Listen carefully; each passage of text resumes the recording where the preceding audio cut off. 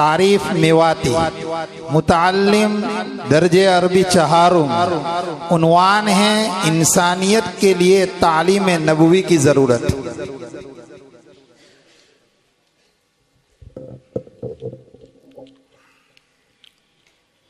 الحمد لله وكفى وسلام على عباده الذين اصطفى أما بعد أعوذ بالله من الشيطان الرجيم بسم الله الرحمن الرحيم من يطع الرسول فقد أطاع الله صدق الله العظيم۔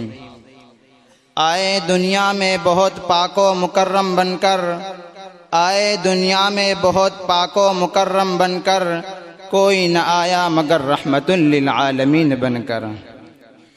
قابل تکریم صدر محترم، حکمین حضرات اور مشفق و مربی اساتذہ کرام اور معزز ساتھیوں، اللہ تبارک و تعالی نے انسانوں کی جو بستی بسائی ہے وہ بڑی وسیع، خوبصورت اور متنوع ہے۔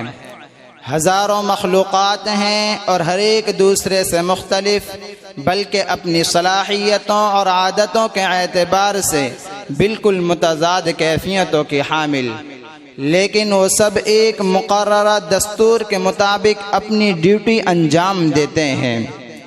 سورج کو معلوم ہے کہ اسے مشرق سے نکلنا ہے اور مغرب کی سمت میں ڈوبنا ہے۔ سمندر ہزاروں سال سے اپنے دائرے میں مسلسل بہہ رہا ہے اور اپنی تلاطم خیز موجوں کے ساتھ کروٹیں لیتا رہتا ہے۔ وہ فضا کو بادل کی سوغات دیتا ہے اور دن رات زمین کی آلائشوں کو تحلیل کرنے میں لگا ہوا ہے۔ جمادات و نباتات ہی نہیں، حیوانات کا بھی یہی حال ہے۔ ان کا کھانا پینا، لڑنا جھگڑنا، اپنی غذاؤں کو تلاش کرنا، حملہ کرنا اور مدافعت کرنا ہم اپنے سر کی آنکھوں سے دیکھتے ہیں، لیکن قدرت نے ان کو بھی زندگی کا دستور پڑھا اور سمجھا دیا ہے۔ گائے اور بکری گھاس اور درخت کے پتے کھاتی ہیں، شیر اور باز زندہ جانوروں کا شکار کرتے ہیں، چیل مردار کی تلاش میں چپا چپا چھانتا پھرتا ہے۔ بعض جانور ہیں جو چارہ بھی کھاتے ہیں اور اپنے سے چھوٹے جانوروں کو بھی ہضم کر جاتے ہیں۔ پرندوں کو اپنا گھونسلہ بنانا اور چوہوں کو اپنا سرنگ نما مکان بنانا معلوم ہے۔ مکڑیاں جالے بنتی ہیں اور شہد کی مکھیاں اپنا چھتا تیار کرتی ہیں، جس میں اتنے کمرے ہوتے ہیں کہ شاید بادشاہوں کے محلات میں بھی نہ رہتے ہوں۔ یہ سب اللہ کی رہنمائی اور ہدایت کا نتیجہ ہے۔ بس جان گیا میں تیری پہچان یہی ہے، بس جان گیا میں تیری پہچان یہی ہے، تو دل میں آتا ہے سمجھ میں نہیں آتا۔ اسی کو اللہ تعالیٰ نے ارشاد فرمایا، ربنا الذی اعطى كل شيء خلقه ثم هدى، یعنی یہ رب کائنات کا کمال ہے کہ اس نے ہر چیز کو صورت بھی بخشی اور اسے زندگی گزارنے کے بارے میں راہ بھی سجھائی اور سلیقہ بھی سکھایا۔ یہ کچھ جانوروں ہی کے ساتھ مخصوص نہیں ہے، حضرت انسان کے وجود میں بھی ہدایت ربانی کے اس تکوینی نظام کا مشاہدہ کیا جا سکتا ہے۔ بچہ ماں کے پیٹ سے پیدا ہوتا ہے، وہ ماں کی چھاتی کی طرف لپکتا اور اس سے دودھ پیتا ہے۔ آخر اس شیر خوار بچے کو کس نے بتایا کہ تمہاری غذا ماں کے سینے میں ہے، اور پھر اس غذا کو ماں کے سینے سے کشید کرنے کا سلیقہ کس نے سکھایا؟ ماں باپ کی ذرا سی بے توجہی ہو تو بچے کا رونا اور لاڑو پیار پر مسکرانا بھی اسی ہدایت ربانی کا مظہر ہے۔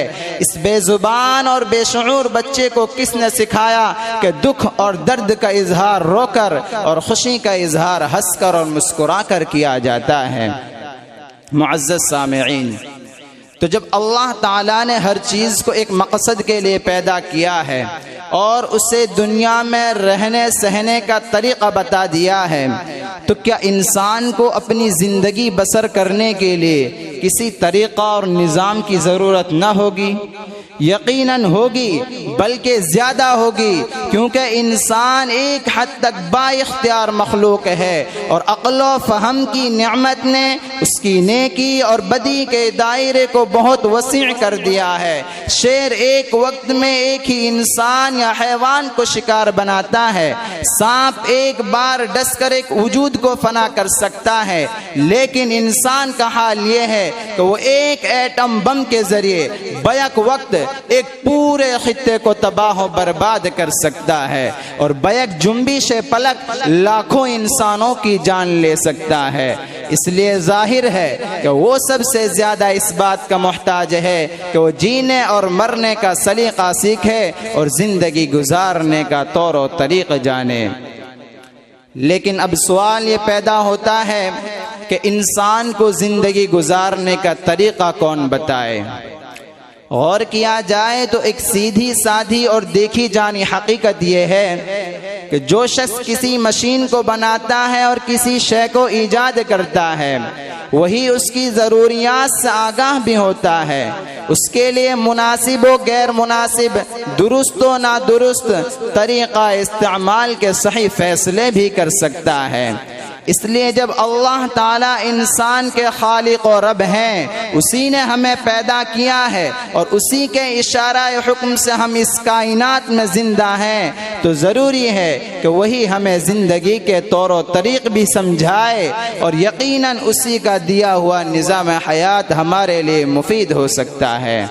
چنانچہ باری تعالیٰ نے ارشاد فرمایا، الا لہ الخلق والامر۔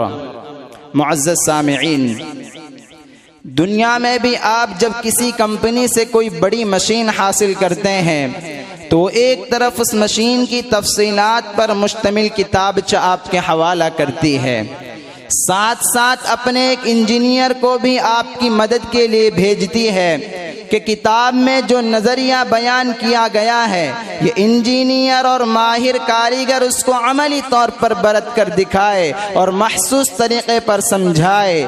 کسی تمثیل کے بغیر یہی صورت آسمانی کتاب اور انبیاء علیہ السلام کی ہے۔ اللہ تعالیٰ کی کتابیں نظام حیات کی رہنمائی کرتی ہیں کہ انسان کو اس دنیا میں اپنی صلاحیتیں کس طرح استعمال کرنی چاہیے، اور پیغمبر کی زندگی اس کی عملی صورت گری ہے۔ گویا پیغمبر کتاب الہی کی شرح اور اس کا بیان ہوتا ہے۔ ایک ایک حرف جو اس کی زبان سے نکلے، ایک ایک عمل جو اس کے اعضاء و جوارح سے صادر ہو، اور ایک ایک اختیاری کیفیت جو اس پر طاری ہو، منشاء ربانی کا اظہار اور انسانیت کے لیے اسوہ و نمونہ ہے۔ اسی لیے فرمایا گیا، جس نے رسول کی اطاعت کی اس نے اللہ کی اطاعت کی، من یطع الرسول فقد اطاع اللہ۔ گویا نبوت محض قلب و ذہن کی تسلی کا سامان اور آخرت کی فلاح و نجات ہی کا ذریعہ نہیں ہے، بلکہ یہ سب سے بڑی انسانی ضرورت ہے۔ جیسے وہ اپنے پیٹ کے لیے غذا کا، تن ڈھکنے کے لیے لباس و پوشاک کا، علاج کے لیے دوا کا، اور اپنی مدافعت اور حفاظت کے لیے اسلحہ و ہتھیار کا محتاج ہے، اس سے بڑھ کر وہ انبیاء اور انبیاء کی تعلیمات کا محتاج ہے، کیونکہ انبیاء کی تعلیمات اس کے پورے وجود کے لیے غذا ہے۔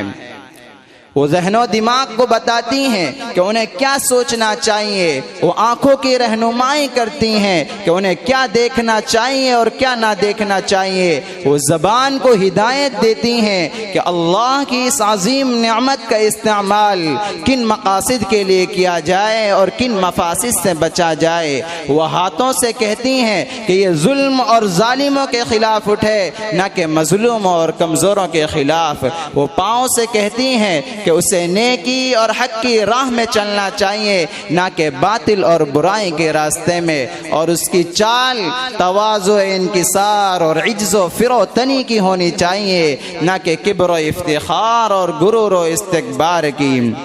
لیکن اب سوال یہ ہے کہ کون سی شخصیت انسانیت کے لیے نمونہ اور آئیڈیل بن سکتی ہے؟ تو مذاہب کے مطالعے سے معلوم ہوتا ہے کہ شروع ہی سے اللہ تبارک و تعالی اس دنیا میں اپنے پیغمبروں اور اپنی کتابوں کو بھیجتے رہے ہیں۔ قرآن مجید کے بیان کے مطابق کوئی قوم ایسی نہیں گزری جس میں اللہ کے رسول نہ آئے ہوں۔ وَإِن مِّنْ أُمَّةٍ إِلَّا خَلَا فِيهَا نَذِيرٌ، اور خود ان کی زبان میں اللہ کی کتاب نہ اتاری گئی ہو۔ وَمَا أَرْسَلْنَا مِن رَّسُولٍ إِلَّا بِلِسَانِ قَوْمِهِ، نبوت کا یہ سلسلہ محمد صلی اللہ علیہ وسلم پر پائے تکمیل کو پہنچ گیا۔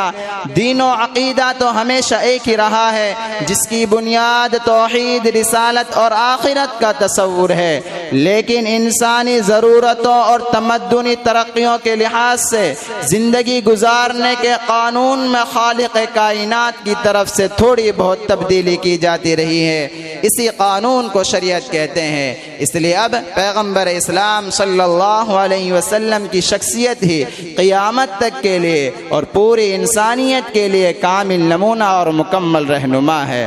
تو اگر ہم بھی دونوں جہاں کی کامیابی چاہتے ہیں تو حضور صلی اللہ علیہ وسلم کو ہی اپنا نمونہ بنائے، اس لیے کہ یہ آپ صلی اللہ علیہ وسلم سے محبت کی دلیل ہے، اور آپ صلی اللہ علیہ وسلم سے محبت ایمان کا تقاضا ہے۔ کسی شاعر نے کہا ہے، دین حق کی شرط اول محبت محمد ہے، دین حق کی شرط اول محبت محمد ہے، اگر اس میں رہی خامی تو ایمان نامکمل ہے۔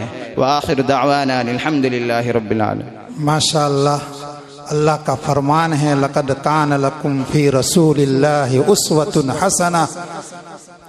اللہ کے رسول نے پیدائش سے لے کر موت تک کیسے زندگی گزارنی ہے ہمیں بتا کر گئے ہیں۔ اللہ تعالی ہمیں نبی کی سیرت کو اپنانے کی توفیق عطا فرمائے اور غیروں کی مشابہت سے ہماری اور پوری امت مسلمہ کی حفاظت فرمائے۔